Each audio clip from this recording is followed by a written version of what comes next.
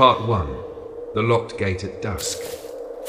The first time I saw St. Aldrin's Cemetery, the gate was chained shut. The iron was rusted and bowed, the lock hanging loose, like it had been there for decades without anyone touching it. I should have taken that as a sign. It was late afternoon, the sun already low enough to paint the stones in long, thin shadows. I'd been driving back roads, looking for an old church I'd read about, but the GPS had dumped me onto a narrow lane that ended here. Through the bars, I could see the place was overgrown, grass up to my knees. Trees so close together, they strangled the light. The headstones leaned like they were trying to get away from something buried beneath them. I told myself I'd just take a few pictures from outside the fence. That was before I noticed the side gate, smaller, the lock broken, a sliver of dark space between it and the post. The air was different when I stepped through, cooler but not like shade, heavier. It pressed against my ears, dulling every sound except my own footsteps crunching in the grass. The path curved deeper into the cemetery, where a statue rose above the weeds, an angel, its hands clasped, eyes cast downward.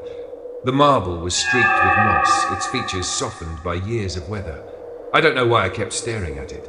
Something about its mouth. The faintest curl at the corner, almost a smile. When I looked again after circling a row of graves, the smile was gone. Part 2. The smile that wasn't there before.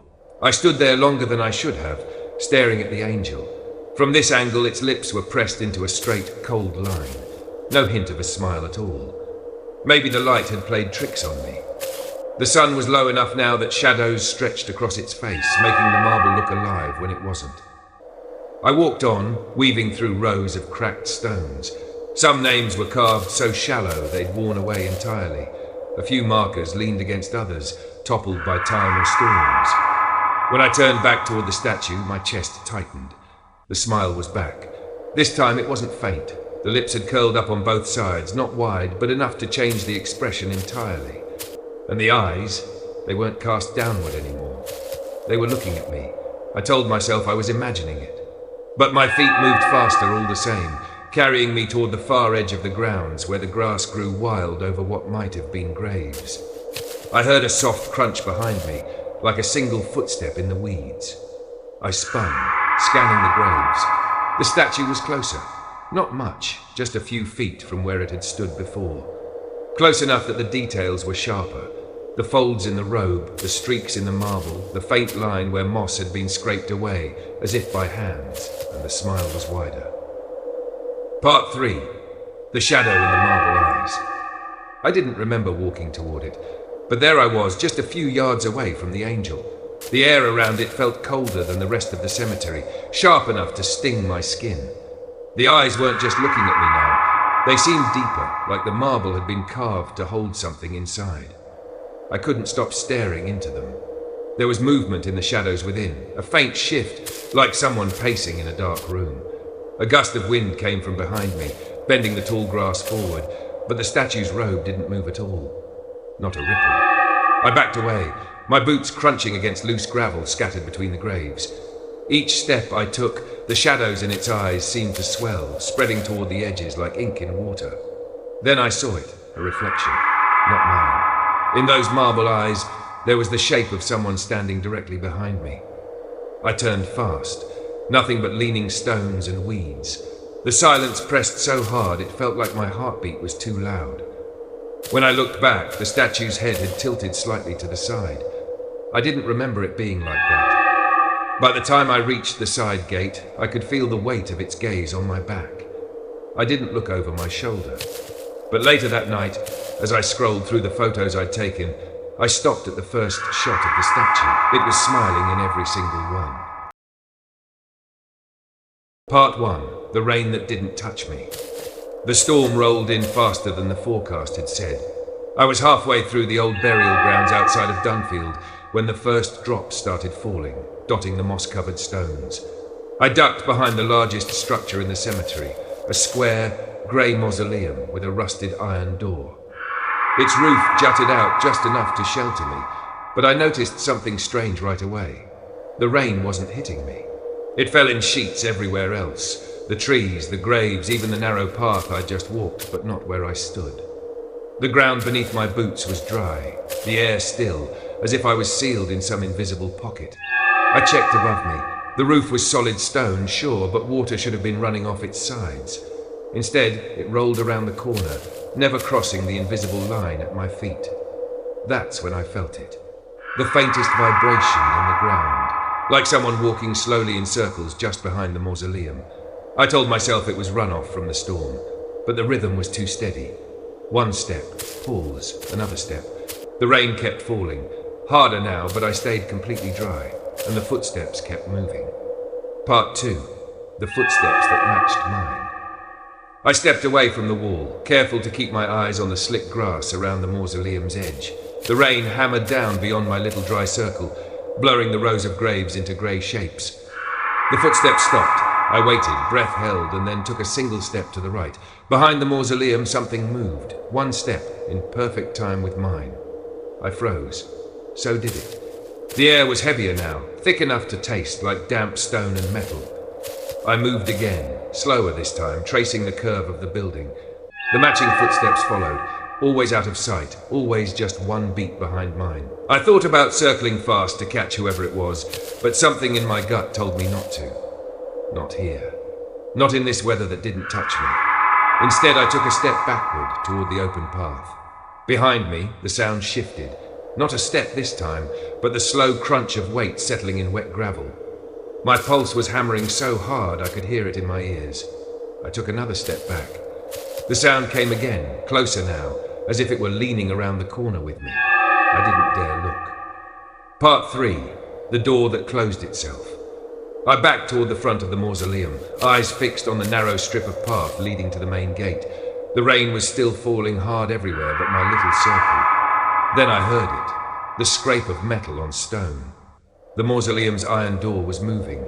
It swung open just enough for darkness to spill out, deeper than the storm-clouded sky, the kind of black that seemed to swallow the air around it. The footsteps started again, not behind the mausoleum this time, inside it. Slow, deliberate, one after another, drawing closer to the open doorway. I took a step back. The sound paused, then the door began to close. No slam, no rush, just a steady, patient swing until it clicked shut. The moment it sealed, the rain broke through above me. Cold water drenched my shoulders, running down my back. The dry pocket was gone. I didn't stay to think about it. I ran until the cemetery gate came into view, the storm soaking everything, my boots slipping in the mud. When I reached the road, I turned for one last look.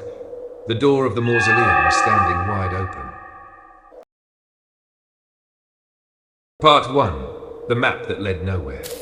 I found the cemetery by accident, tracing old survey maps at the library. There was a mark, a rectangle, drawn in pencil on the edge of a faded township chart, labelled only Old Burial. No road, no directions, just a place that shouldn't have still existed. One weekend, I decided to look for it.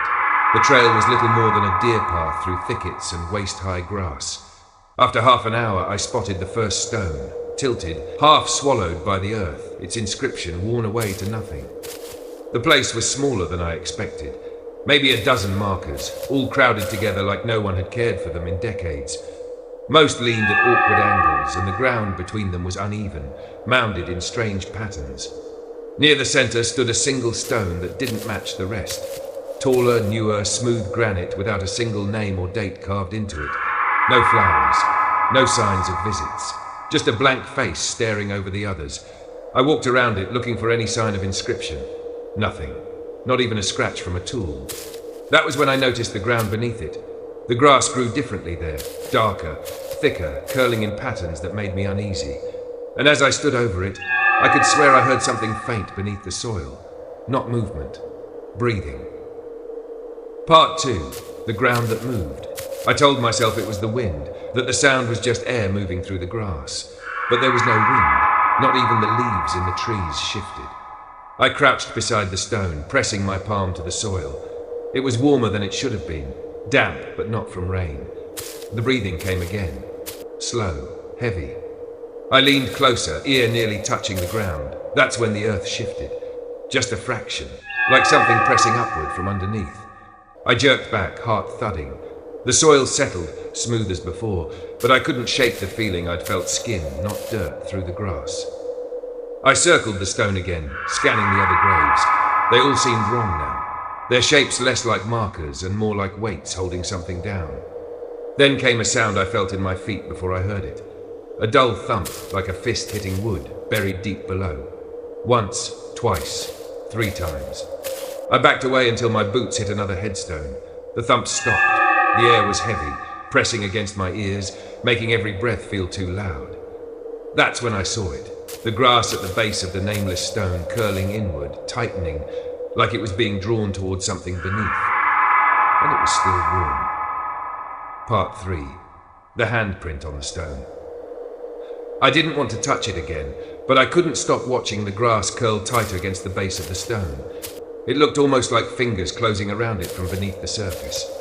I took a step back, scanning the tree line, trying to find the path I'd come in on.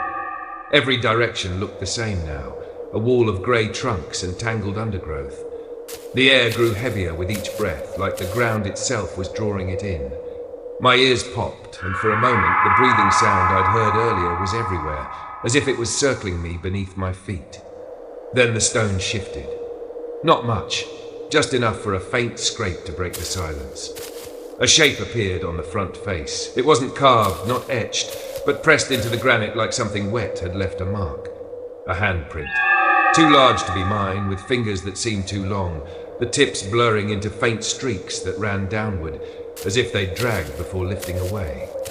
The granite was warm under my fingers, almost pulsing. I turned and ran, crashing through the brush, branches clawing at my jacket. The path seemed to double back on itself again and again, but somehow I spilled out onto a dirt road I didn't remember crossing.